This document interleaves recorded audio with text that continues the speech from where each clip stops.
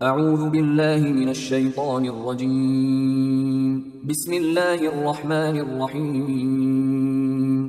سورہ بقرہ آیات نمبر 219 تا 223 میں شراب و جوا، یتیموں اور حیض کے بارے میں لوگوں کی طرف سے رسول اللہ صلی اللہ علیہ وآلہ وسلم سے پوچھے گئے سوالوں کے اللہ کی طرف سے جواب، نیز مشرک مردوں اور مشرک عورتوں سے نکاح پر پابندی کی ہدایت ہے۔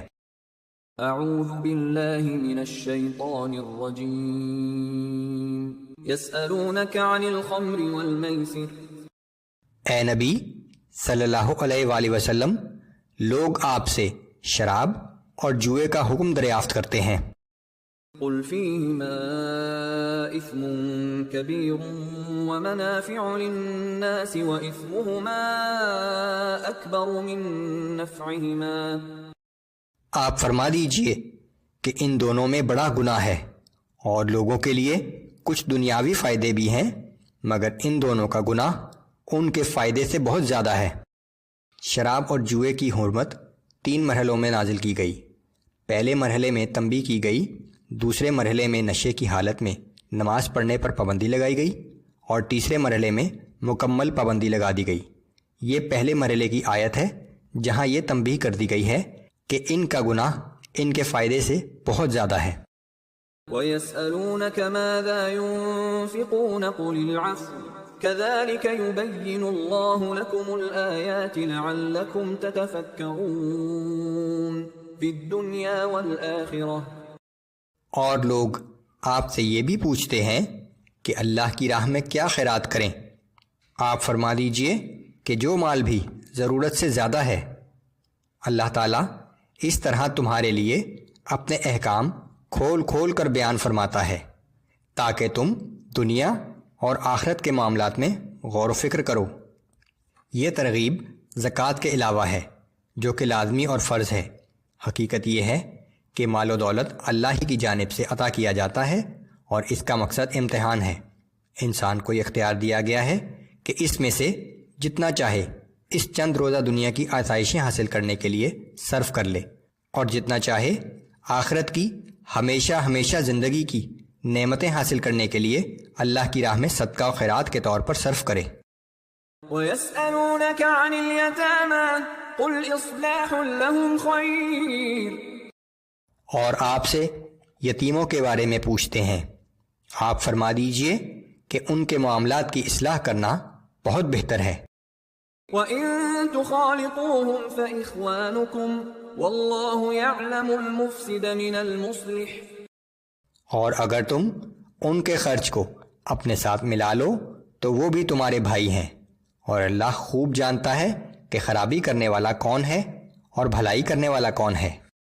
وَلَوْ شَاءَ اللَّهُ لَأَعْنَتَكُمْ إِنَّ اللَّهَ عَزِيزٌ حَكِيمٌ۔ اور اگر اللہ چاہتا تو تمہیں مشقت میں ڈال دیتا، بے شک اللہ تعالیٰ کو ہر بات پر غلبہ حاصل ہے اور ہر بات کی حکمت معلوم ہے۔ اگر یہ حکم دیا جاتا کہ جو یتیم تمہارے ساتھ رہتے ہیں ان کا خرچ کا حساب بالکل الگ رکھو تو یقیناً یہ حکم تمہیں مشقت میں ڈال دیتا۔ وَلَا تَنكِحُوا الْمُشْرِكَاتِ حَتَّى يُؤْمِنَّ وَلَأَمَةٌ مُؤْمِنَةٌ خَيْرٌ مِّن مُّشْرِكَةٍ وَلَوْ أَعْجَبَتْكُمْ۔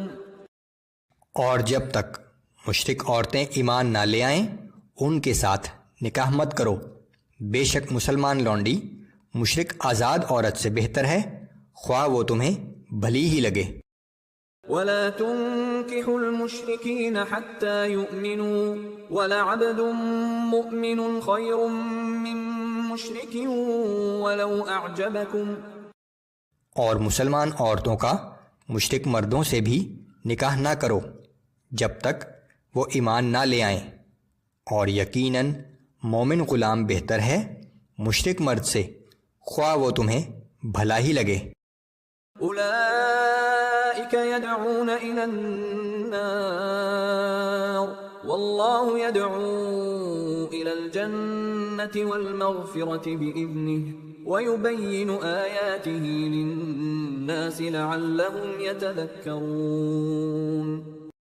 یہ مشرک مرد اور مشرک عورتیں تمہیں جہنم کی طرف بلاتے ہیں، اور اللہ اپنے حکم سے جنت اور مغفرت کی طرف بلاتا ہے، اور اللہ لوگوں کے لیے اس غرض سے اپنے احکام کھول کھول کر بیان فرماتا ہے تاکہ وہ نصیحت حاصل کریں۔ وَيَسْأَلُونَكَ عَنِ الْمَحِيضِ اور لوگ آپ سے حیض کے بارے میں سوال کرتے ہیں۔ قُلْ هُوَ أَذًى فَاعْتَزِلُوا النِّسَاءَ فِي الْمَحِيضِ وَلَا تَقْرَبُوهُنَّ حَتَّى يَطْهُرْنَ فَإِذَا تَطَهَّرْنَ فَأْتُوهُنَّ مِنْ حَيْثُ أَمَرَكُمُ اللَّهُ۔ آپ فرما دیجئے کہ وہ تکلیف دہ اور ناپاک چیز ہے، لہٰذا تم حیض کے دنوں میں عورتوں سے کنارہ کش رہا کرو، اور جب تک وہ پاک نہ ہو جائیں ان سے قربت نہ کرو، اور جب وہ خوب پاک ہو جائیں تو ان سے قربت اختیار کرو جیسے اللہ نے اجازت عطا کی ہے۔ ان اللہ يحب التوابین ويحب المتطہرین، بے شک اللہ توبہ کرنے والوں سے محبت فرماتا ہے اور خوب پاکیزگی اختیار کرنے والوں سے محبت فرماتا ہے۔ نساؤکم حرث لکم فأتوا حرثکم انا شئتم وقدموا لانفسکم، تمہاری عورتیں تمہاری کھیتیاں ہیں، پس تم اپنی کھیتیوں میں اللہ کی عطا کی ہوئی فطرت کے مطابق جیسے چاہو آؤ، اور اپنی اگلی نسل کے مستقبل کی فکر کرو۔ واتقوا اللہ واعلموا انکم ملاقوہ وبشر المؤمنین، اور اللہ سے ڈرتے رہو اور اچھی طرح جان لو کہ تم اس کے حضور پیش ہونے والے ہو، اور اے نبی صلی اللہ علیہ وآلہ وسلم آپ ایمان والوں کو خوشخبری سنا دیجئے۔